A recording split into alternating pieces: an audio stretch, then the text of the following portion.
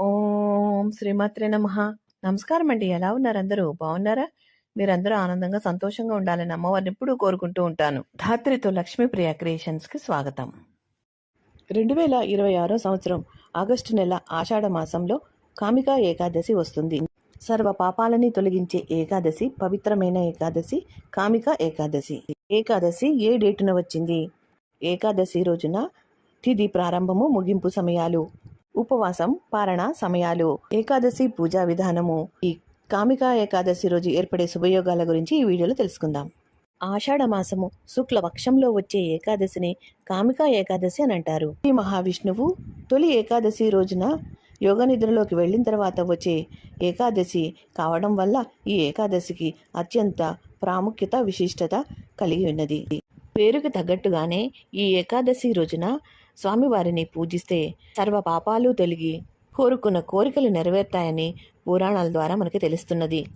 ఈ కామికా ఏకాదశి రోజున స్వామివారిని కొలిస్తే వచ్చే పుణ్యఫలము కాశీలో గంగ స్నానం చేసినంత కంటే ఎక్కువని, హిమాలయాల్లో ఉండే కేదారనాథుని దర్శించుకున్న దానికన్నా, సూర్యగ్రహణ సమయంలో కురుక్షేత్రంలో సముద్రంలో ఆచరించే స్నానం కన్నా, సమస్త భూమండలాన్ని దానం చేసిన దానికన్నా, గురుగ్రహం సింహరాశిలో ఉన్న పౌర్ణమి రోజున సోమవారం గోదావరి నదిలో చేసే పుణ్య స్నానం కన్నా ఎంతో ఎక్కువ.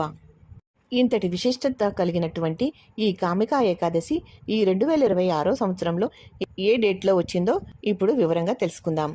2026 సంవత్సరం కామికా ఏకాదశి శ్రీ పరాభవనామ సంవత్సరం, ఆషాఢ మాసం, దక్షిణాయనం, గ్రీష్మ ఋతువు, కృష్ణపక్షం.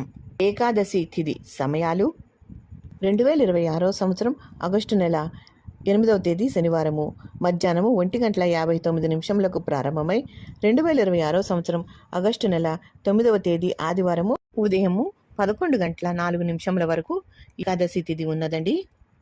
మన హిందూ సంప్రదాయంలో సూర్యోదయానికి ఏ తిథి అయితే ఉంటుందో ఆ తిథిని ఆ రోజు తిథిగా పరిగణిస్తారు. అలాగే మన హిందూ సాంప్రదాయంలో వ్రతాలు, పూజలు, నోములకి ఉదయం తిథి ప్రాధాన్యత ఎక్కువ ఉంటుంది.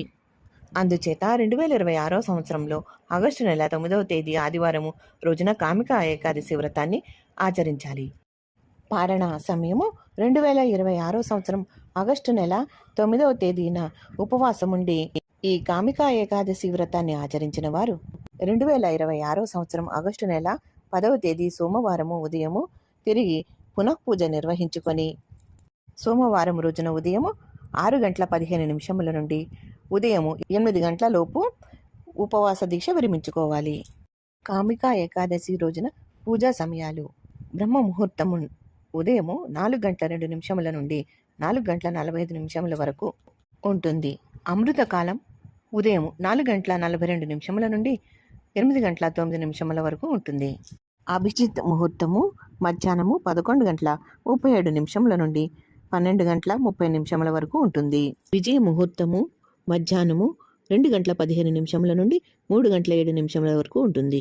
గోధూళి ముహూర్తము సాయంత్రము 6:38 నుండి 7 గంటల వరకు ఉంటుంది. కామికా ఏకాదశి రోజున ఈ సమయాలలో శ్రీహరిని పూజించటం వల్ల విశేషమైనటువంటి ఫలితాలు లభిస్తాయి. కామికా ఏకాదశి పూజా విధానానికి వస్తే ఈ ఏకాదశి వ్రతాన్ని ఆచరించేవారు ముందు రోజు నుంచే ఏకాదశి నియమాల్ని పాటించాలి. ముందు రోజు సాయంత్రమే ఉపవాస దీక్షను ప్రారంభించాలి. ఏకాదశి రోజున బ్రహ్మ ముహూర్తంలో నిద్రలేచి తలారా స్నానం చేసి గంగా నది స్నానం చేస్తే చాలా మంచిది. అలా పవిత్రమైన నదిలో స్నానం చేయడం అందరికీ కుదరదు కాబట్టి మనం స్నానం చేసే నీటిలోనే గంగ నీటిని కలుపుకోవాలి. లేని పక్షంలో ఆ బకెట్ నీళ్లలో పసుపు, కుంకుమలు, పుష్పాలు ఉంచి గంగా దేవిని ఆవాహనం చేసుకుని ఆ నీటితో స్నానం చేయాలి. ఈ విధంగా చేయటం వల్ల అది పవిత్రమైనటువంటి స్నానం అవుతుంది. ఆ తర్వాత శుభ్రమైనటువంటి ఉతికిన పసుపు రంగు వస్త్రాలు ధరించితే మంచిది. పూజ చేసే ప్రాంతాన్ని శుభ్రపరిచి అక్కడ పసుపు రంగు వస్త్రాన్ని పరవాలి. దానిపైన శ్రీహరి విగ్రహాన్ని కానీ పటాన్ని కానీ ఏర్పాటు చేసుకోవాలి.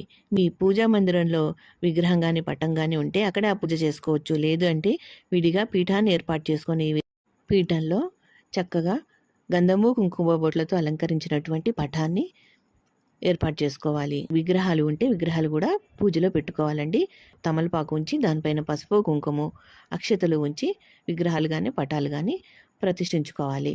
అలంకరణ అంతా మన ఇష్టం అండి. మన ఇష్టం ఉంటే పెట్టుకోవచ్చు. మారేడు దళాలు ఉన్నాయి. అలా శంకు చక్రాలు గంధంతో గీసి ఆ విధంగా పూజలో పెట్టుకుంటున్నాను. ఇలాగే పెట్టుకోవాలని ఏం లేదండి. మీకు తోచినట్టుగా పెట్టుకోవాలి. పూజలో ఎక్కువగా స్వామివారికి పసుపు పూలతో పూజిస్తే మంచిది. అలాగే స్వామివారికి తులసి మాలతో అలంకరించాలి. లేని పక్షంలో ఒక్క తులసి ఆకైనా స్వామివారి పాదాల చెంత ఉంచి పూజ చేసుకోవాలి. ఈ పూజలో ముఖ్యంగా పసుపు పువ్వులు, చందనము, అక్షతలు ఉపయోగించాలి. ఇక్కడ విష్ణుమూర్తి విగ్రహాన్ని నేను ప్రతిష్ఠించుకుంటున్నాను. విష్ణుమూర్తితో పాటు అమ్మవారి విగ్రహాన్ని కూడా పెట్టుకోవాలండి. అయ్యవారు ఉన్న చోట అమ్మవారు ఉండాలి, లేదా అమ్మవారు ఉన్న చోట అయ్యవారు కూడా ఉండాలి. అందుకని తప్పనిసరిగా లక్ష్మీదేవి అమ్మవారిని కూడా పూజించాలి. అలాగే ఏ పూజకైనా ముందుగా పూజించాల్సింది విఘ్నేశ్వరుని గనుక ఆ వినాయకుడి విగ్రహాన్ని కూడా చక్కగా పూజలో ఏర్పాటు చేసుకుని పసుపు పువ్వులతో, తులసి మాలలతో, చక్కని సువాసన భరితమైన పూలతో అలంకరించుకోవాలి. తర్వాత ఏకహారతితో దీపారాధన చేసుకోవాలండి. విష్ణు పూజలో తులసి లేనిదే ఆ పూజ సంపూర్ణం కాదండి. అందుకని తప్పనిసరిగా ఒక్క తులసి దళాన్నైనా సమర్పించుకోవాలి. ఏర్పాటు చేసుకున్న దీపాలన్నీ కూడా ఏకహారతితో వెలిగించుకోవాలి. లేదు అంటే అగరబత్తితో కూడా వెలిగించుకోవచ్చు. దీపారాధన చేసిన కుందుల దగ్గర పసుపు, కుంకుమ, గంధము, అక్షతలు, పుష్పాలు సమర్పించి దీపజ్యోతికి నమస్కారం చేసుకోవాలి. ఈ పూజ అయిపోయే వరకు నిర్విఘ్నంగా వెలుగుతూ ఉండాలని అలా నమస్కారం చేసుకోవాలి. తర్వాత విఘ్నేశ్వరుడికి ఆవాహనం పలికి ఆసనం సమర్పించి అర్ఘ్యపాద్యాలను సమర్పించుకోవాలి. స్వామివారికి స్నానం సమర్పయామి అంటూ నీళ్లు చిలకరించి వస్త్రం సమర్పయామని వస్త్రం సమర్పించుకోవాలి. పసుపు, కుంకుమ సమర్పించుకోవాలండి. గంధము, పుష్పాలు సమర్పించుకోవాలి. షోడశోపచార పూజ కానీ పంచోపచార పూజ కానీ చేసుకోవాలండి.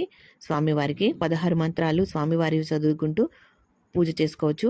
సమయం ఉంటే స్వామివారి అష్టోత్తరం చదువుకొని పూజ చేసుకోవచ్చు అండి. అదాంగ పూజ కూడా చేసుకోవచ్చు. స్వామివారికి ధూపం చూపించాలి. తర్వాత సాక్షాత్ దీపం దర్శయామి అంటూ దీపాన్ని చూపించాలి. తర్వాత స్వామివారికి నైవేద్యం సమర్పయామి అంటూ నైవేద్యాన్ని పళ్ళు, బెల్లం ముక్కో, పాలు ఏదో ఒకటి సమర్పించుకోవాలి. తర్వాత తాంబూలం సమర్పయామి అని తాంబూలాన్ని సమర్పించి అక్షతల చేతితో పట్టుకుని స్వామివారు పాదాల చెంత ఉంచి నేను చేసే ఈ పూజలు ఎటువంటి విఘ్నాలు రాకుండా చూడమని స్వామివారికి సమర్పించుకోవాలి. నమస్కారం చేసుకోవాలి. తర్వాత హారతి, కర్పూర హారతిని స్వామివారికి సమర్పించి కళ్ళకద్దుకోవాలి. స్వామివారి దగ్గర ఉన్న పుష్పాలు శిరస్సును ధరించాలి. తర్వాత విష్ణుమూర్తికి పూజ చేసుకోవాలండి. లక్ష్మీదేవికి, స్వామివారిని, అమ్మవారిని ఇద్దరిని ఆవాహనం చేసుకోవాలి అక్షతలు సమర్పించి. తర్వాత ఆసనం సమర్పయామి అంటే అక్షతలు సమర్పించుకోవాలి. స్నానం సమర్పయామి అంటూ నీళ్లు చిలకరించి అర్ఘ్యపాద్యాలని సమర్పించుకోవాలి. ఇక్కడ కూడా మీరు పంచోపచార పూజ కానీ షోడశోపచార పూజ కానీ చేసుకోవాలి. నేను ఇక్కడ షోడశోపచార పూజ చేసుకుంటున్నానండి. ఈరోజు పూజలో ముఖ్యంగా విష్ణు సహస్రనామాలు కానీ, విష్ణు చాలీసా కానీ, గోవింద నామాలైనా సరే పఠిస్తూ పూజ చేసుకుంటే చాలా మంచిదండి. విష్ణుమూర్తి అష్టోత్తర శతనామావళి చదువుకుంటూ పూజ చేసుకుంటున్నాను. తులసి దళాలు, పుష్పాలు, అక్షంతలతోటి స్వామివారి యొక్క అష్టోత్తరం చదువుతూ పూజ చేసుకుంటున్నాను. మీకు ఇవన్నీ ఏమీ రాకపోతే ఓం నమో భగవతే వాసుదేవాయ అనే మంత్రాన్ని చదువుకుంటూ 108 సార్లు కానీ, 21 సార్లు కానీ, 11 సార్లు కానీ జపిస్తూ పూజ చేసుకోండి. తర్వాత అమ్మవారికి పూజ చేసుకోండి. అమ్మవారి పూజ అయిన తర్వాత అమ్మవారికి కూడా లక్ష్మీ అష్టోత్తరం కానీ, లలిత సహస్రనామం కానీ ఏదైనా చదువుకుంటూ పూజ చేసుకోండి. ఇవేమీ రాని వాళ్ళు శ్రీమాత్రే నమః అంటూ పూజ చేసుకోండి. అమ్మవారికి కూడా ధూపాన్ని చూపించి అమ్మవారికి దీపం దర్శయామి అంటూ దీపాన్ని చూపించి నైవేద్యం సమర్పయామి అంటూ నైవేద్యాన్ని కూడా సమర్పించిన తర్వాత తాంబూలం సమర్పించాలండి. తాంబూలం తర్వాత నీరాజనం, కర్పూర హారతిని సమర్పించుకోవాలి. ఈ విధంగా కర్పూర హారతిని సమర్పించుకోవాలండి. ఏకాదశి వ్రతాన్ని ఆచరించి ఉపవాసం చేయాలనుకునేవారు కఠినమైన ఉపవాసం ఏమి చేయనవసరం లేదండి. పళ్ళు, పాలు, మజ్జిగ ఇటువంటివి తీసుకుంటూ కూడా ఉపవాసం చేయొచ్చు. ఆరోగ్యం సరిగా లేని వాళ్ళు, మందులు అవి తింటూ ఉండేవాళ్ళు ఈ పూజ చేయాలనుకుంటే ఈ విధంగా ఉపవాసం ఉండవచ్చు. ఉపవాసం అయిన తర్వాత జాగరణ చేయాలండి. జాగరణ చేయగలిగేవారు చేసుకోండి. ఈ జాగరణ చేసే సమయంలో స్వామివారి యొక్క నామస్మరణ, భగవద్గీత, స్వామివారికి సంబంధించిన కథలు చదువుకోవాలండి. తర్వాత మరుసటి రోజు ద్వాదశి నాడు మన శక్తి కొలది దాన ధర్మాలు చేయాలండి. స్వామివారి పాదాల చెంత అక్షతలు, పుష్పాలు ఉంచి స్వామి నేను ఈ పూజ చేసుకున్నాను అని మీ మనసులోని కోరికనన్నీ చెప్పుకొని ఆ కోరికలు నెరవేర్చమని నమస్కారం చేసుకోవాలి. ఈ ఏకాదశి వ్రతాన్ని ఆచరించేవారు కొన్ని నియమాలను అయితే పాటించాలండి. పప్పులు, ధాన్యాలు, చిరుధాన్యాలు ఇటువంటివి ఏమీ తినకూడదండి. అలాగే ఒంటిపూట భోజనం చేసి పూజ చేసుకోవాలనుకునేవారు సాత్విక ఆహారం తీసుకోవాలి. ఉల్లి, వెల్లుల్లి తినకూడదు. ఉపవాసానికి ముందు రోజు అంటే దశమి రోజు రాత్రే ఉల్లిపాయ, వెల్లుల్లి ఇటువంటివి తినకూడదు. మద్యము, మాంసము ముట్టుకోకూడదండి ఆ రోజు. ఈరోజు ఈ కామిక ఏకాదశి వ్రతాన్ని ఆచరించేవారు మానసికంగా, శారీరకంగా బ్రహ్మచర్యాన్ని పాటించాలి. ఈ రోజున ఎవరిని దూషించకూడదు, అబద్ధాలు ఆడకూడదు, కోపతాపాలకి దూరంగా ప్రశాంతంగా ఉండాలి. ఈ కామిక ఏకాదశి రోజున విష్ణుమూర్తికి, వెంకటేశ్వర స్వామి, శ్రీకృష్ణునికి తులసి దళాలు సమర్పిస్తే వెండి, బంగారము, మాణిక్యాలు సమర్పించిన దానికంటే 1000 రెట్లు ఫలితం లభిస్తుందట. ఈ కామిక ఏకాదశి రోజున ఓం శ్రీ తులసి మాత్రై నమః అంటూ లేనివారికి అన్నదానం, వస్త్రదానం చేసిన ఎడల మన జీవితంలో ఎదురవుతున్నటువంటి మానసిక, ఆర్థిక సమస్యలన్నీ కూడా తొలగిపోతాయి. కామిక ఏకాదశి రోజున అత్యంత శుభయోగాలు ఏర్పడుతున్నాయండి. ఈ యోగాల సమయంలో చేసేటటువంటి పూజలు, దానాలు ఎంతో అత్యంత శక్తివంతమైనటువంటి ఫలితాలను ఇస్తాయి. ఈ యోగంలో ప్రారంభించే ఏ పనైనా కూడా ఖచ్చితంగా విజయవంతం అవుతుంది. రెండవది పుష్కర యోగము. ఈ కాలంలో చేసే పూజలు, శుభకార్యాల వల్ల రెట్టింపు ఫలితాలు దక్కుతాయి. మూడవది అమృతకాలం. ధ్యానానికి, మంత్ర జపానికి అనుకూలమైన సమయం అండి. ఈ సమయంలో జపాలు, తపాలు చేస్తే విశేషమైనటువంటి ఫలితాలు కలుగుతాయి. ఈ కామిక ఏకాదశి రోజున చేయవలసినటువంటి పరిహారాలు. ముందుగా తులసి పూజ. శ్రీ మహావిష్ణువుకి ఎంతో ప్రీతికరమైనటువంటి తులసి దళాల్ని స్వామివారికి సమర్పించి పూజ చేసుకోవాలి. తులసి కోట దగ్గర ఆవు నెయ్యితో దీపము వెలిగించి 11 ప్రదక్షిణాలు చేస్తే చాలా మంచిది. ఇంట్లోని ప్రతికూల శక్తులు తొలగిపోతాయి.